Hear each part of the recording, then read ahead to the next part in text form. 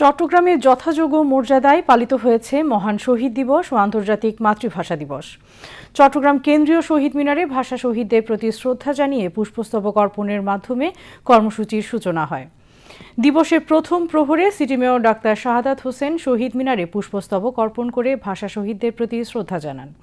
এরপর সংসদ সদস্য আবু সুফিয়ান ও এরশাদুল্লাহ শহীদ মিনারে পুষ্পস্তবক অর্পণ করেন। প্রশাসনের পদস্থ কর্মকর্তা ও বিভিন্ন রাজনৈতিক, পেশাজীবী, সামাজিক ও সাংস্কৃতিক সংগঠনের নেতৃবৃন্দ শহীদ মিনারে পুষ্পস্তবক অর্পণ করেন।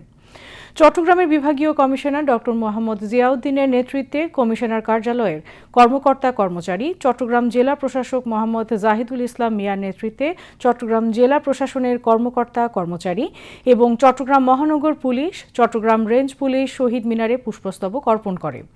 এরপর চট্টগ্রাম জেলা পুলিশ, আনসার, ভিডিপি, বীর মুক্তিযোদ্ধাগণ, fire service and civil defence, বন বিভাগ, চট্টগ্রাম বিভাগীয় passport office, Bangladesh television Chattogram কেন্দ্র, ইন্ডাস্ট্রিয়াল পুলিশ, পিবিআই, চট্টগ্রাম জেলা পরিষদ, চট্টগ্রাম কেন্দ্রীয় কারাগার সহ সকল সরকারি দপ্তর শহীদ মিনারে পুষ্পস্তবক অর্পণ করে শহীদদের প্রতি শ্রদ্ধা জানান।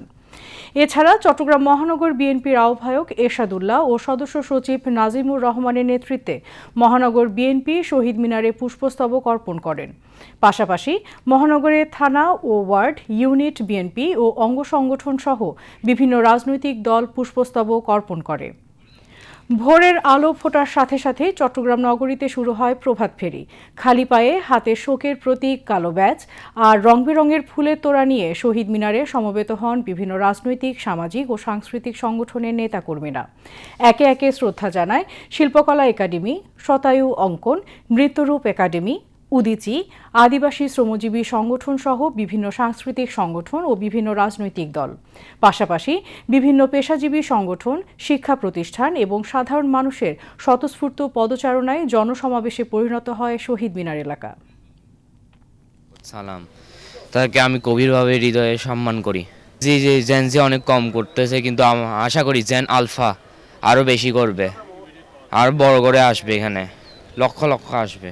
আজকের দিনটাতে খুবই ভালো লাগছে, শহীদদের প্রতি শ্রদ্ধা জানাতে পেরে, ভাষা সংগ্রামীদের প্রতি শ্রদ্ধা জানাতে পেরে।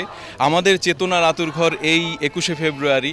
এই দিনটা তো আমাদের কাছে বিশেষভাবে বহন করা উচিত, শুধু আজকের দিনের জন্য না, আমরা সারা বছরই তাদেরকে আমাদের হৃদয়ে ধারণ করা উচিত, কারণ ওনারা শহীদ না হলে, জীবন না দিলে আজকে আমরা বাংলা ভাষায় কথা বলতে পারতাম না। তো আমাদের উচিত তাদের ধারণ করা, স্মরণ করা, তাদের আত্মত্যাগের কথা আমাদের সবসময় মনে রাখা।